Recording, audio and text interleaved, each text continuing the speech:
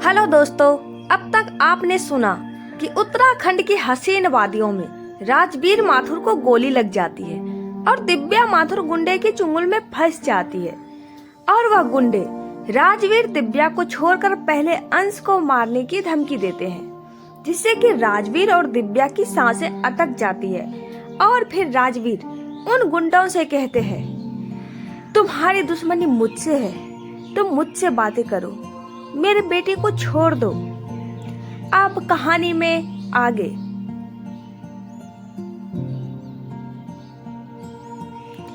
सर्वनाश पार्ट 4।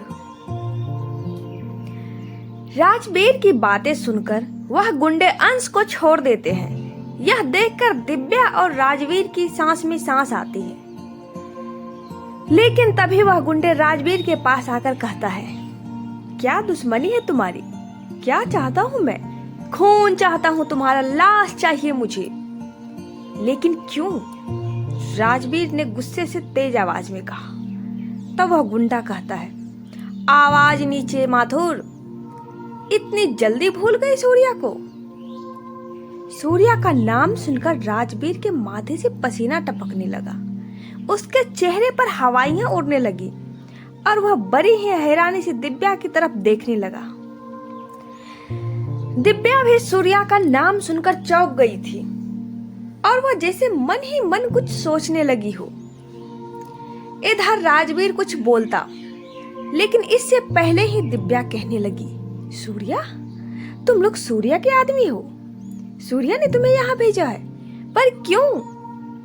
दिव्या की बातें सुनकर उस गुंडे से ज्यादा हैरान तो राजवीर माथुर थे और वह दिव्या से कहने लगे, दिव्या, तुम भी सूर्या को जानती हो? इस बात पर दिव्या ने चौंकते हुए कहने लगी, सूर्या? मतलब तुम भी सूर्या को जानते हो राजवीर? और फिर दोनों एक दूसरे को बड़ी ही हैरानी से देखने लगे।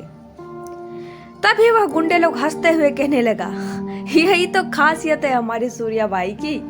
अरे उसे कौन नहीं जानता, लेकिन तुम दोनों ही सूर्या को जानते हो, फिर भी तुम दोनों इस बात को लेकर एक दूसरे से अनजान हो।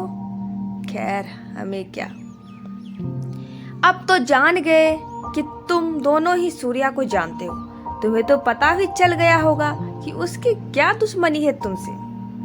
अब मुझे कुछ बताना नहीं पड़ेगा शायद। तब फिर से दिव्या कहने लगी, देखो, तुम लोग क्या बोल रहे हो मुझे नहीं पता, लेकिन सूर्या ऐसा नहीं कर सकता। मैं सूर्या से मिलना चाहती हूँ। कहाँ है वह? मुझे उससे बातें करनी है।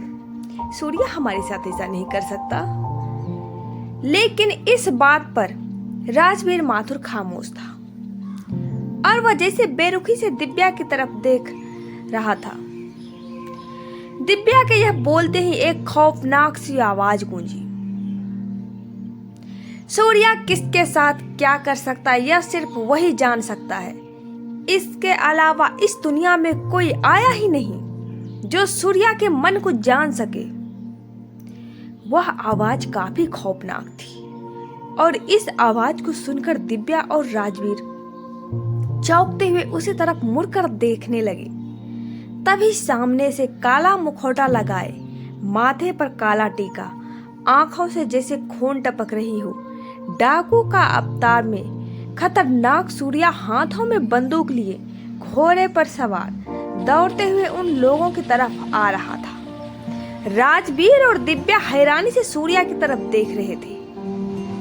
तो आखिर कौन है ये सूर्या? क्या दुश्मनी है इसकी माथुर से? और कैसे दोनों ही सूर्या को जानते हैं? अब आगे क्या करने वाला है सूर्या? तो दोस्तों, अगर आप आगे की कहानी जानना चाहते हैं तो नेक्स्ट पार्ट में बने रहें हमारे साथ।